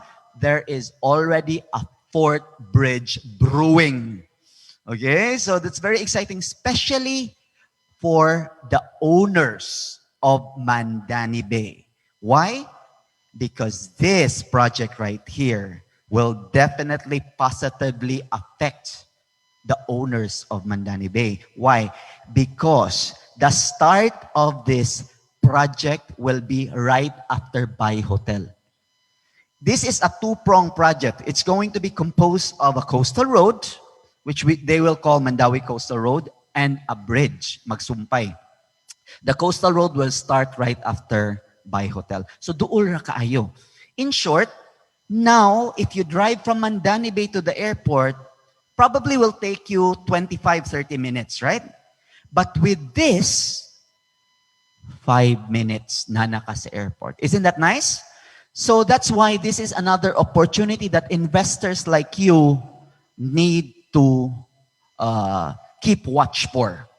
Because once this project is going to start building, the prices are going to go up. So it's always best that you think about it now while the prices are still good. Magsugod na ginag-construct, same as my story with our property, Kalitlagsaka, it's gonna be too late. You know, in real estate, that is very common, no? To a lot of investors, they always say, sayang, I should have bought Cebu Business Park when it was 10,000 per square meter, right, Rose? I'm sure Rose was selling Cebu Business Park before at 10,000 per square meter. Now, how much is Cebu Business Park? 450,000 per square meter. Okay? So, don't be caught too late. All right? So, what is this bridge? Again, as I've said, it's a two-pronged project. It's a bridge and a coastal road. The blue one is the coastal road. No? So it's easier to implement because it's going to pass through the water. So not much right of way to buy for the side of the government. And this one right here is the fourth bridge. Again, at the interchange, it will connect to the coastal road. So that's the look of the coastal road. It will go under the first bridge and go over like a roller coaster, no? Over the new bridge, the second bridge rather. And at the interchange near the Kansaga, the foot of the Kansaga Bridge, it will connect to the fourth bridge, which will land directly to the airport road. Ing ana kalami. Why? If you take this road right here, you will bypass Mandaue traffic. You will also bypass Lapu-Lapu traffic. That's why I confidently tell you, once this road is here, from Mandani to airport, 5 minutes time, you're there. Okay? So there you go. And what is the status right now? This is a funded project. And the funder for this one is JICA, Japan International Cooperation Association. All right? Naanay funds, no? And the last news, last May, is that they're already doing the soil investigation and the detailed design study. So the technical study is already being done. By next year, mag-start na sila bidding. And I think by 2023, they're going to start constructing. The target for this one, the completion is around 2027. Okay, so that's roughly 6 years from now. Dugay-dugay kay duha manggod. Coastal road and a bridge. Unlike kung bridge lang na 3 to 4 years mahuman, this is a two-project. Okay? So that's the good news. And in Mandaue City, naasay mga good news, no? In Mandaue City, these are a few good news. Number one, within Mandaue City, there will be modernized jeepney routes. And for you who are property owners of Mandani Bay, those jeepney routes will pass by right outside Mandani Bay.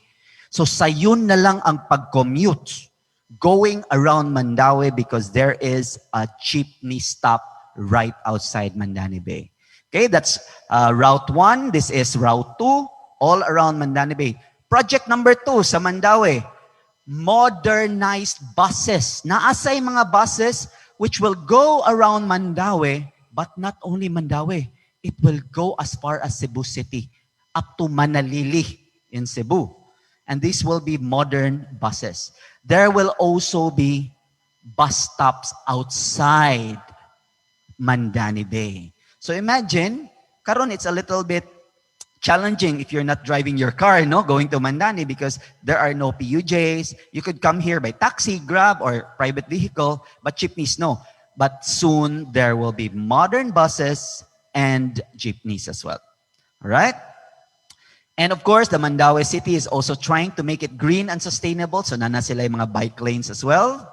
Okay? And there's also a planned flyover at the Owano Avenue. Not the FE Zwilig, okay? Right at the Owano Avenue.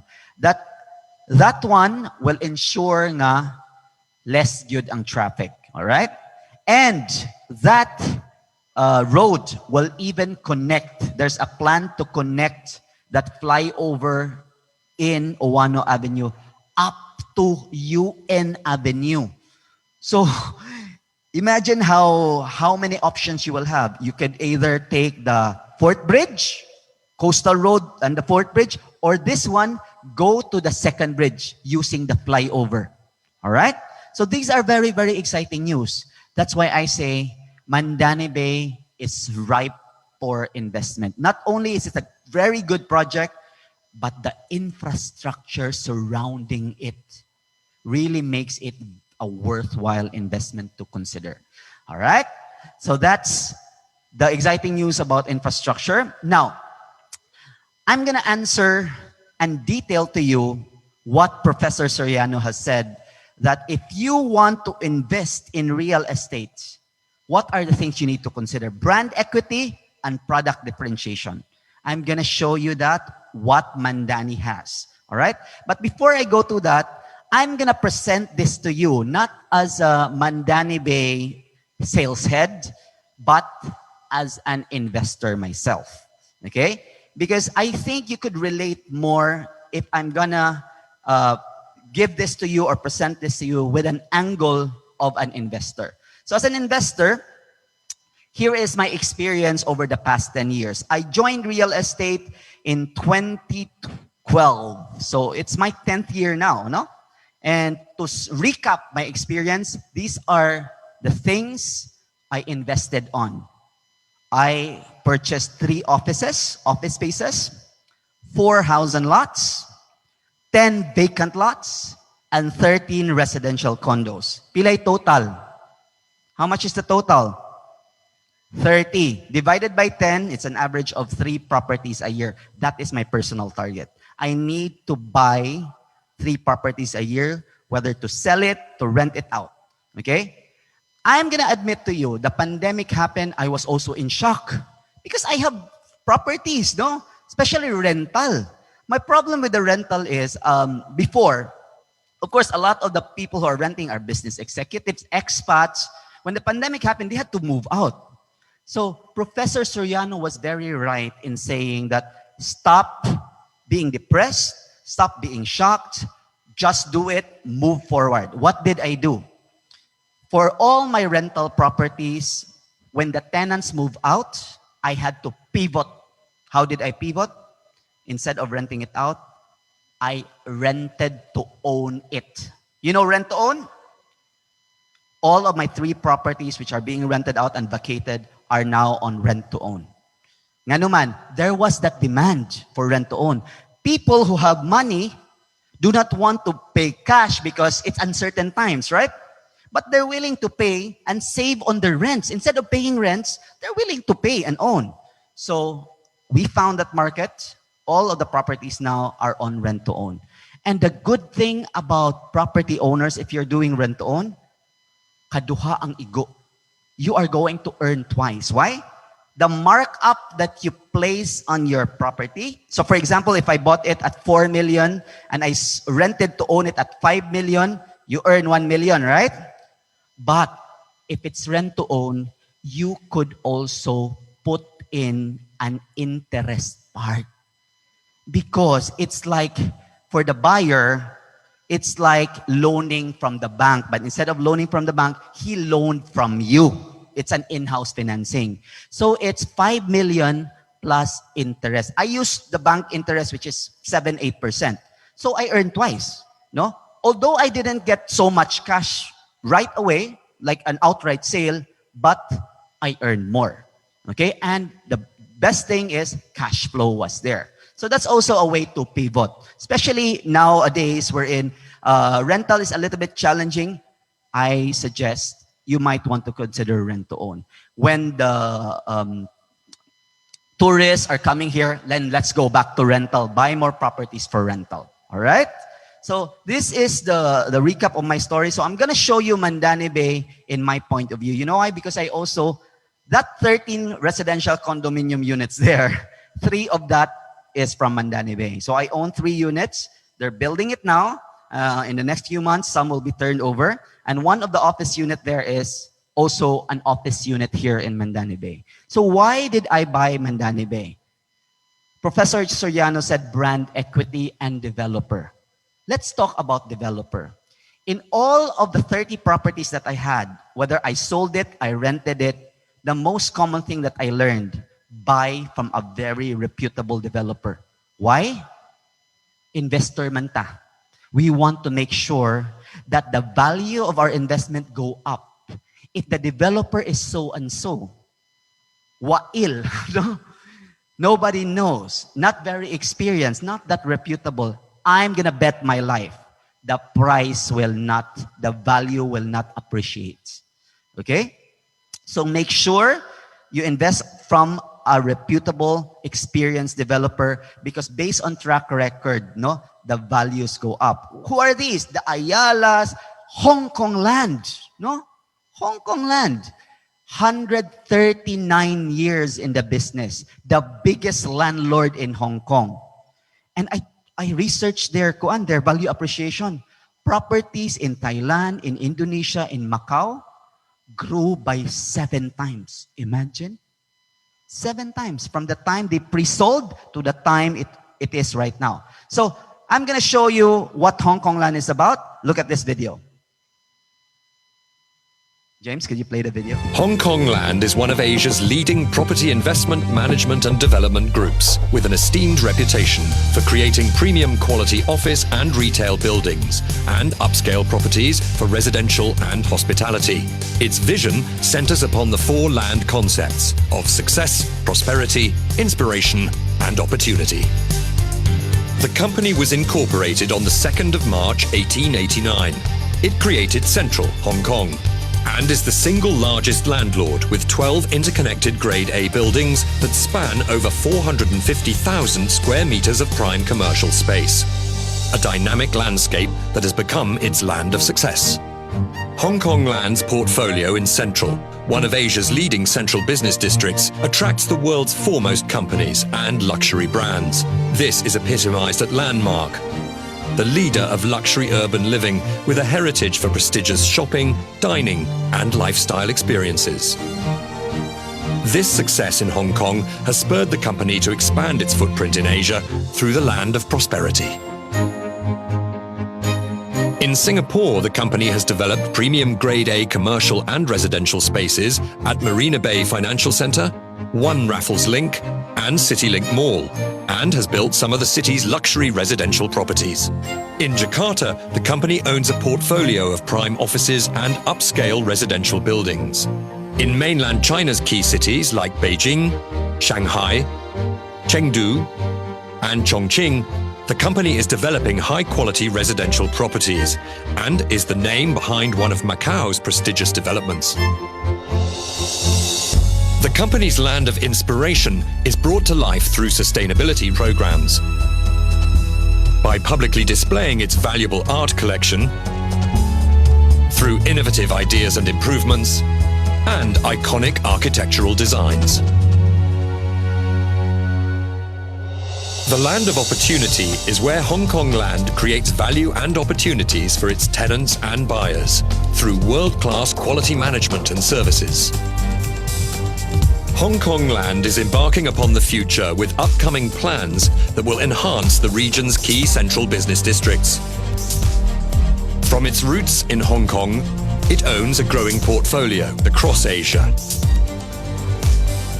This innovative vision as a premium quality developer, together with the traditions of partnership, integrity and excellence, will guide Hong Kong Land as it continues developing for tomorrow and beyond. Okay, so if the Ayala, the Rockwell, the Shangri-La are known to be the most high-end brands here in the Philippines, Hong Kong Land is the one of the most high-end brands in Asia. So it's all over Asia, of course, in Hong Kong, in Singapore. If you've been to Singapore, if you've been to Marina Bay in Singapore, the Marina Bay Financial Center is owned by Hong Kong Land. No, you go to Thailand, you go to Indonesia, Cambodia. So it's all over Asia. So this is what I said. Now, let's look at Mandani Bay. What is really Mandani Bay? It's not a 1-2 tower development. It's a huge development, 20 hectares. So if you've been to the IT park, it's almost as big as the IT park. So imagine that it's like a city within a city, no? But the unique thing about this, okay, diba? Professor Soriano said unique. It has to be unique. It has to be differentiated. This is waterfronting, no? While most of the development in Cebu are inland, this has really nice views of the water. And not only that, Mandani Bay will also activate the water. What does it mean? Soon, you will see a marina there soon. So, wherein the yachts, your speedboats, you could load, unload, and maybe dock them there. All right? So, magamit siya as a mode of transportation. And this is a mixed-use development. So, if any one of you are thinking Mandani Bay is purely condos, you are wrong. There will be offices. There will be condos. There will be a mall, a hotel, a marina, a boardwalk. So you could live, work, and play here. It's like a city within a city. And study shows, I've attended a seminar with Colliers. They made a survey among property buyers. And one thing stood out. Property buyers now, because of the pandemic, they are looking for properties within a township. Why? Because if you experience the pandemic, if you live in a single building, away from the pharmacy, away from the clinics, from the grocery, it will be very difficult for you, right? Because of mobility issues. That's why the trend now is have a unit in a township. Why? If in case there will be a lockdown, you just go down, buy your groceries at the ground floor. Or buy your medication at the pharmacies down there. All right? So, this is one of my tips for you. If you're planning on investing a condo, make sure it's within a township like Mandani Bay. Okay? And the vision really here, which really sets this difference, maogid ni, from the other developments in Cebu, is that this will be the leader in developing Cebu into a world-class. That's the key word. World-class lifestyle destination. Okay? So, what do we mean by that? If you've been to other countries, Singapore, Hong Kong, Australia, if you've seen nice developments there, this is what you could expect here in Mandani Bay. And to make that really happen, Mandani Bay engaged with world-class consultants. Not just local consultants, international consultants. Like Parsons Brickenhoff for the traffic, no? Traffic management, no? And this even Bicol consultancy for the environmental. And Coen is based in Singapore for the landscaping. So if you notice our landscaping are very nice outside, that's because that has been planned by a Singaporean. Okay? If you've been to Singapore, very guapa the landscaping, diba? So it's like that. The interior design, if you check out our model units, guapa kaayo, because that is done by Pitang, the top interior designer in Hong Kong. Okay? And the master plan, the whole of Mandani Bay was done by Crone Architects, whose office in Sydney. Some of our sellers were able to go there. Oh my God, very impressive. They have a lot of development in Australia and even in the United States. Right? So mga top caliber atong consultants. Now, hold on. I'm going to show you first, with all this fuzz about world class, what do we really mean When all of the buildings are done, how will Mandani Bay look like? Do you want to see that? I'm sure you do. Let me show you this.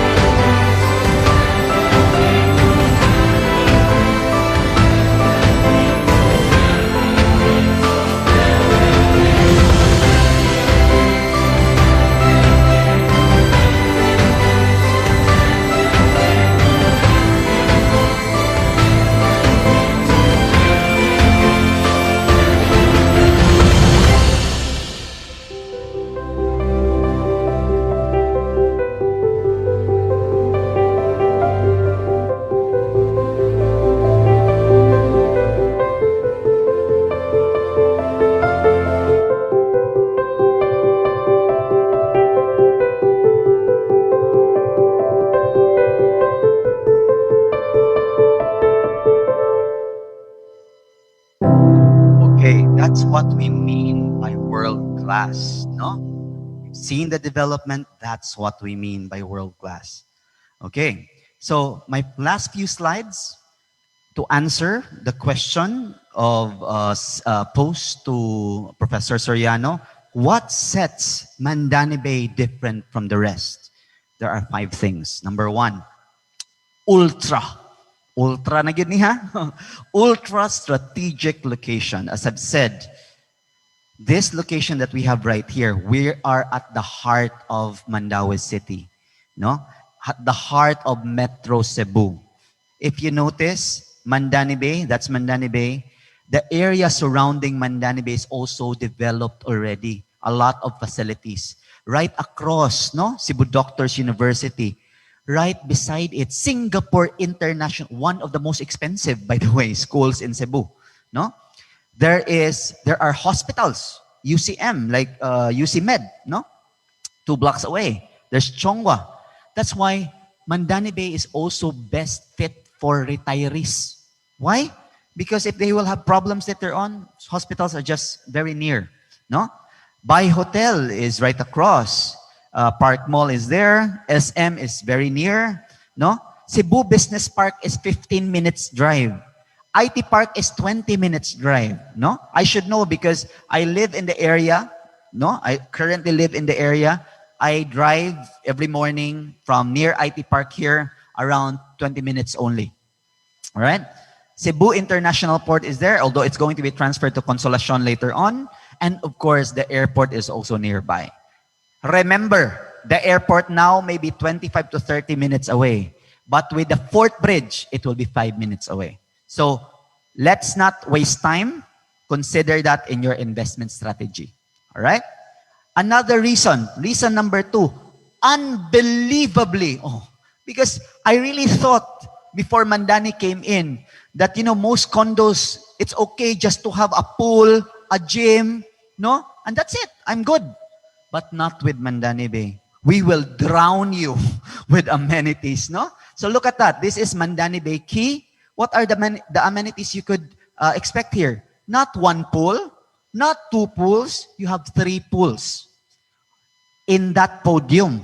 That does not count yet the other 3 more podiums. Diba? So, and the pool that we have there is an Olympic size pool, 50 meters long, huge pool.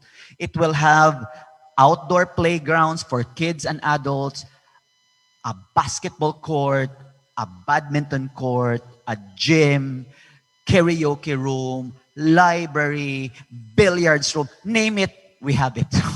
Okay? So this is what sets, because why? As what Professor Soriano said earlier, if you're an investor and you want to buy a property, put yourself in the shoes of your renter. What are they gonna look for? Are you gonna choose a condo which will only have a gym and a pool, or this? Right? So it's clearly you want, if you live there, you want to have more choices, more amenities you could use. So that's what we provide in Mandani Bay. And we don't stop there, huh? The amenities don't stop at the podium area. The whole 20 hectares is amenities that the buyers and the residents could enjoy. What do I mean? This is Mandani Bay Avenue. This is another amenity. Why? Because if the resident loves shopping, this is your shopping haven here, no? If they love to stroll in the park, walk their dogs, we have a very long park, half a kilometer long. And if they love the views of the ocean, they could enjoy and stroll or jog at the boardwalk. All right? So it is not just a building you live in. You are actually buying the whole 20 hectares here to enjoy. All right? And number 3, super convenient to navigate. I told you this is going to be 20 hectares. So some residents are a little bit concerned.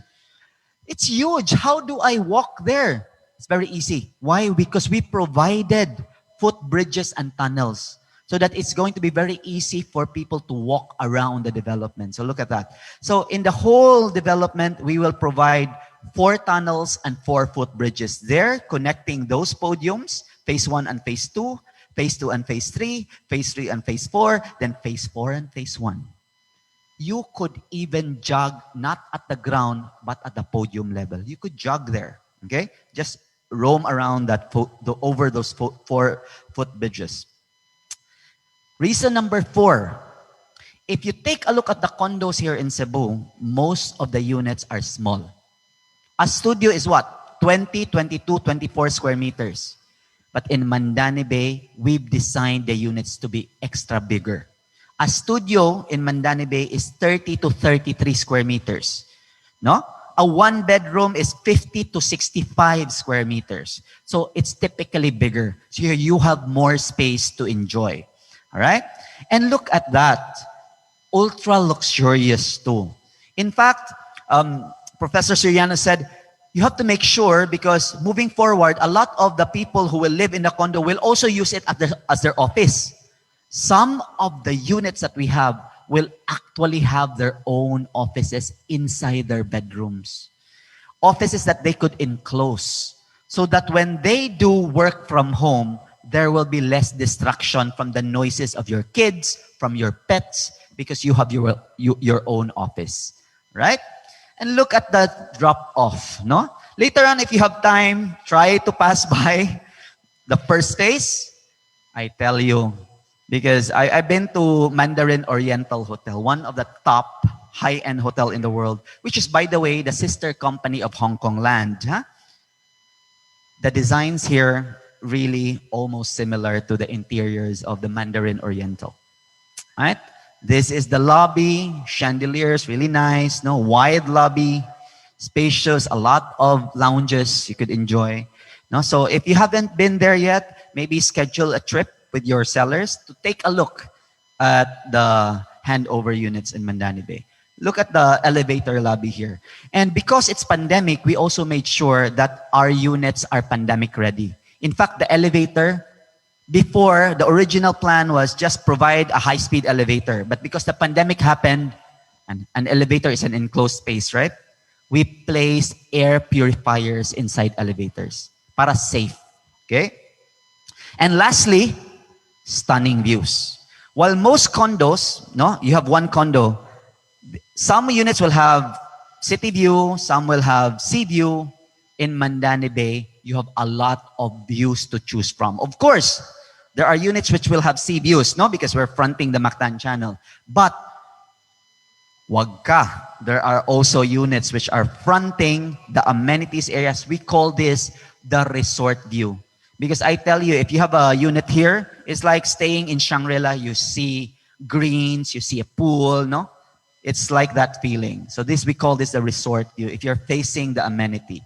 And we will also have units facing the park. So we call this the park view. And some units is going to have that view too. The city, this is a 3-in-1 view. City, mountain, and sunset view. Oh, diba? So you have a lot of views to choose from. If you're the water person, go for sea views. If you like greens, go for the park view. If you like looking at, people swimming in their bikinis, go for the amenity view. And if you like the city view, go for that. All right? Now, let me show you. This is my last video because we're very proud. 7 years ago, we just talked about Mandani Bay. Finally, it's here. It's in our very eyes. And we're very happy on the final result. I'm going to show you how we will turn over soon the other units in Mandani Bay by showing you the phase 1, which is Mandani Bay Suites. This is Mandani Bay Suites.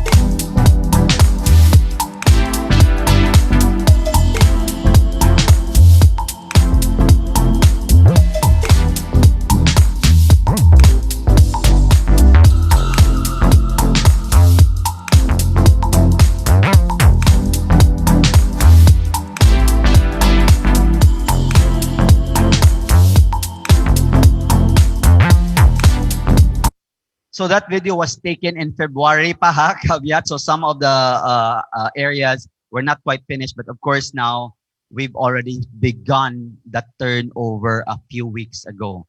And we're very happy to tell you that 93% of the units we turned over without a single punch list. Okay? Without a single punch. What does that mean? When the unit was handed over to the owner, they never saw any complaints. No, the 7% very very minor punch list, which in a day or two were already rectified. So we're very very happy. We have pleased and really set the standards of handover here in Cebu. Okay, so a few reminders before I end my presentation. Of course, the most recent tower, residential tower that the sellers are selling now is, of course, Mandani Bay Key Tower 3. This is the last residential tower in Mandani Bay Key. So if you want to have a condo here in Mandani Bay, better get a unit here. Now, the nice thing about this, it's very unique because this is the only unit in Mandani Bay which will come fully furnished, and the furnitures there are designed by no less than Tang himself, the one who designed our gallery. Okay? So it's fully furnished, interior designed.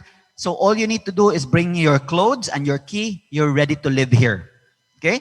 This is especially good for investors. Sayang akong napalit ang unfurnished before. If this came in first, I would have bought this because as an investor, for you to rent your unit, you need to furnish it. Who will live in an unfurnished unit, diba? So with this one, hassle-free because you don't need to buy furnishings anymore. Okay? And of course, another tower that they're selling, again in Mandani Bay, we don't only have residential, but we also have offices. The very, very first office tower of Mandani Bay, which is called One Mandani Bay. No? A grade A office. 30 floors, 30 stories. It will have a helipad, no? It will have office spaces. It will have meeting rooms, no? And the nice thing about that, it will have the biggest lobby, office lobby in Cebu, 500 square meters, no? And we will also deploy turnstiles for security. Okay? Now, a few more reminders. Professor Soriano said, one of the things we could take advantage of during this pandemic is that the developers are offering promos now. I tell you, in my 7 years in Mandani Bay, we never had this promo. Of course, we have to have a promo because it's pandemic to make it more affordable to our buyers, no? So, in fact, a studio before the pandemic, monthly you have to pay 30,000 pesos because it's a high-end development. So a little bit steeper. But with this promo that we have right now, no, a studio which in Tower 2, which is semi-furnished, or a Tower 3, fully furnished studio, from 30,000, you could now start owning this for as low as 17,000 pesos. But this promo is good only up to July 31. So that's the catch. So if you want to own a unit here, better talk to your seller, avail of this one. Imagine almost half the monthly, no? So look at that. And the office, if you want to buy an office before, it's 91,000 peso a month. Now, up to July 31 only, you could own an office unit for as low as 51,000 peso a month. Okay? So talk to your sellers. They will give you sample computation so that you could immediately reserve the unit today or before July 31.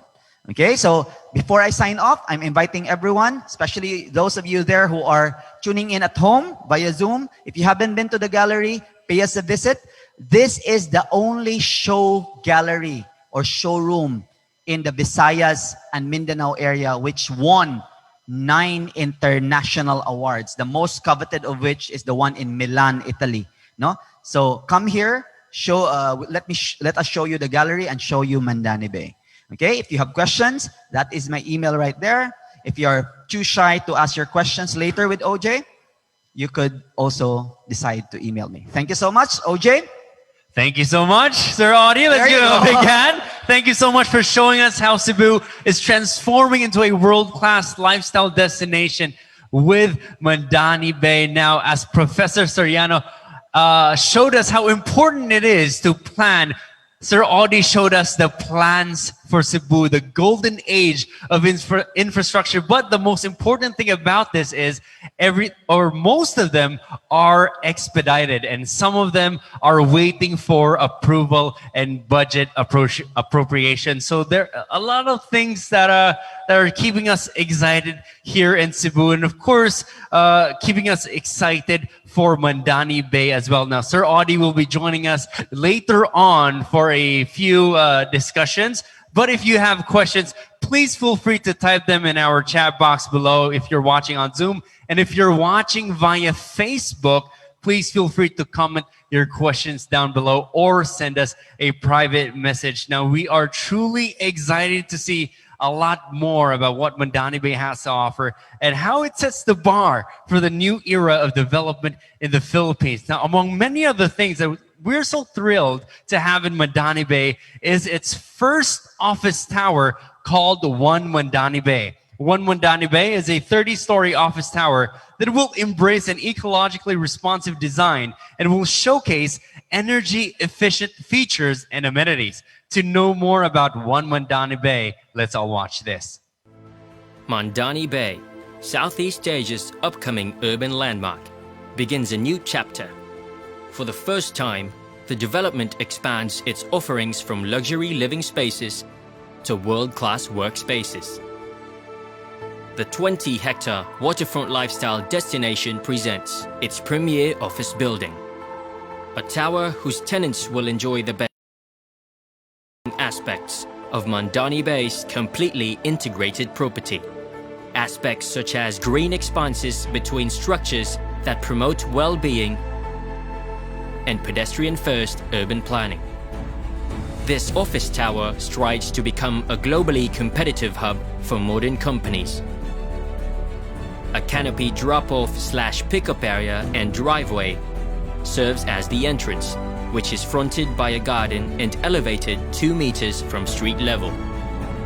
The grand lobby preludes to the fine spaces that await within the structure. This welcome area is about 500 square meters and has a cafe lounge and an open gallery for exhibits and other events. Prospective tenants may create their perfect workplace size from approximately 196 modular units.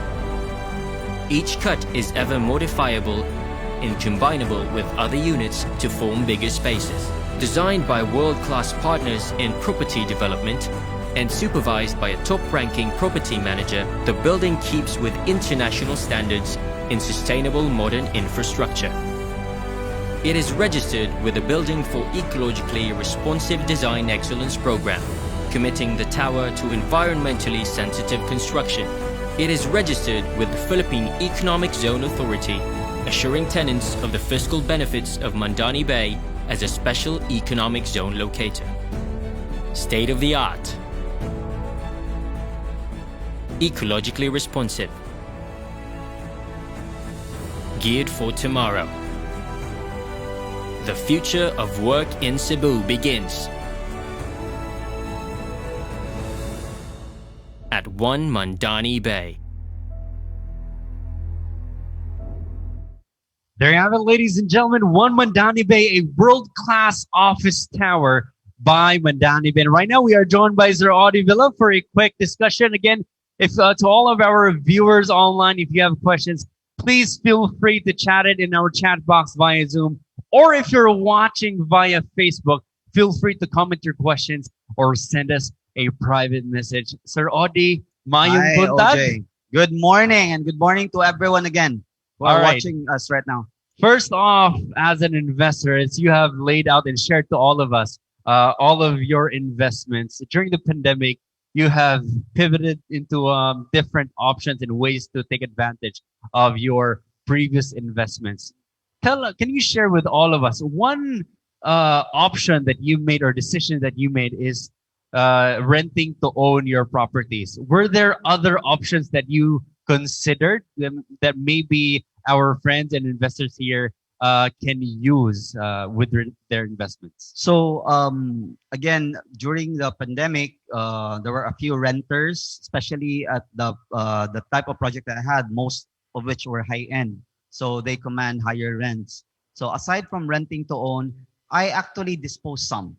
No, I had to dispose some, although the price I wanted to sell was not the one that I really wanted, but I still was able to earn a bit. But I had to dispose some because, as what professor said earlier, cash is king.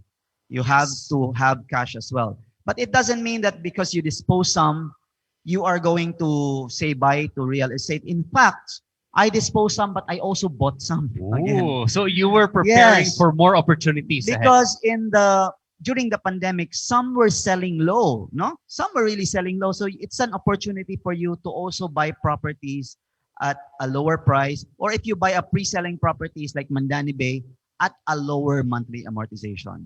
So dispose some, so you have cash, but you still continue to invest because I believe 38 years experience, diba? We have Mhm. always overcome a recession or a crisis. So the light is there. Yes, we can see the light at the end of the tunnel, ladies and gentlemen. Again, there are a lot of opportunities. Cash is king. Be cash ready to prepare yourselves if opportunity rises or comes. You are ready to take advantage of that opportunity. Now, you mentioned that you started investing back in 2012. Share to all of our aspiring investors, you managed to budget your salary, your income to acquire these investments? Of course, we didn't have so much as a family, no? So I have to work my way up. And of course, my investment money came from the salary I had. You have to make sure that you allot part of your salary for that. The mistake is we spend first, and then whatever is left, we hopefully we try to invest, no? Uh, you have to change the mindset. You take out what you want to invest first, and then whatever is left, spend on that one. Okay, so that's what I've done. I started with financial investments, so time deposits, no? And then right before I went into real estate, I also did stock trading. So I also done that. Then real estate. When I discovered real estate, there was no longer turning back. So why? Because it was really in real estate that you see values in what, 7, 8 digits, Yes. which you cannot get with merely financial investments. It's here wherein you could really earn millions. No, the biggest transaction, probably the biggest earning I had in one single transaction was 8 million profit. Wow. So this is the industry and this is the venue where you could really hit it big. Okay, I'm not saying purely put it in real estate, diversify, but you must have a real estate portfolio. Okay, and lately, no, I really agree with what Professor said earlier because it's the pandemic. It's actually a very good time Yes. as an investor myself to be investing in businesses which have pivoted and which will be sustainable. In fact, during the pandemic was my very first time I became a venture capitalist. So a venture capitalist is you fund certain businesses. And I looked at the businesses which I thought will be sustainable, had a strategic plan, and really fit for the pandemic, and funded them.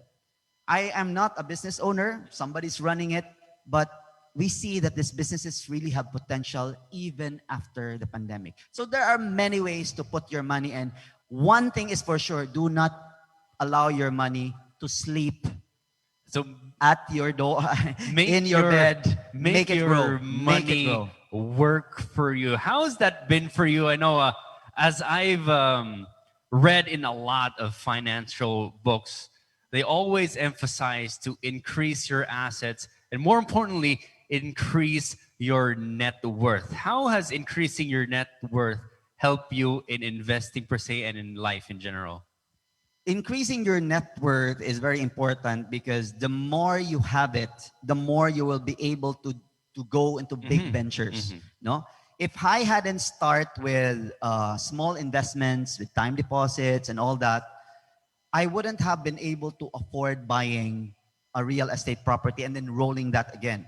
So it's always you need to have a mindset that you need to be able to assess how much you are worth today.